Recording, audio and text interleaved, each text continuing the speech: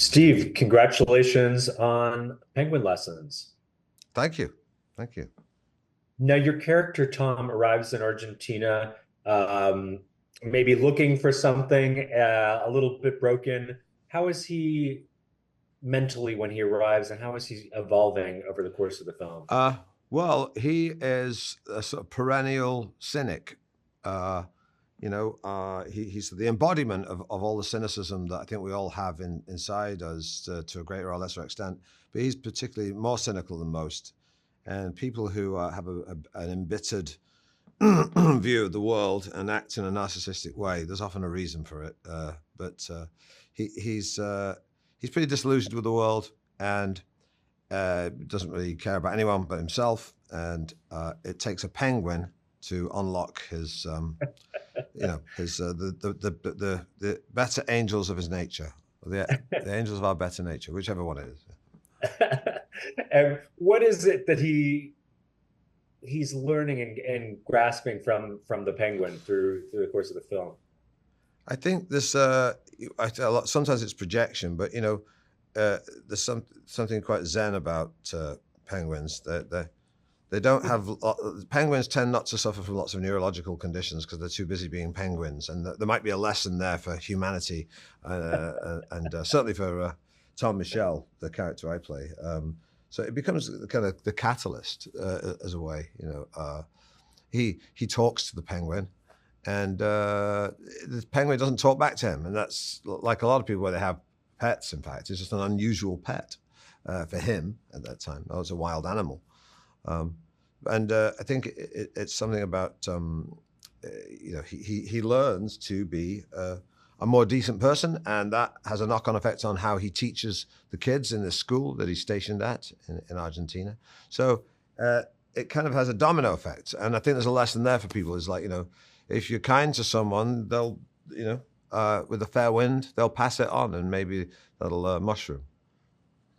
What what are the challenges of having a penguin as a co-star? What does that present for you as an actor? You can probably guess what the kind of the issues you have with the penguin. Penguins don't always do what you tell them to, and nor should they. They're penguins, but they don't often walk in the direction you want them to. Sometimes it's like 4 times out of 10 they do what you want them to, and that's okay. You just have to accommodate that and realize that 6 times out of 10 they're not going to do what you want. So you just got to be patient and be a little more relaxed about things. And in actual fact, because you can't get mad at a penguin for not doing what you want, it helped. The atmosphere on set was very relaxed because there's certain things you might get mad at an actor for not walking in the direction you want him to, but you can't at a penguin. So it made people just a little more relaxed about the entire process.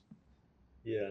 And finally, the film takes place with a backdrop of incredible political unrest in Argentina, a coup going on. How does that affect Tom and the telling of the story? Well, I mean, Argentina was in a tumultuous time back in the mid 1970s with the military dictatorship, and so in a way, it's an odd combination: a fascist military dictatorship and a pet penguin. You wouldn't normally put them in the same movie, but they kind of both have this effect. There's a kind of strange balance that takes place in the film.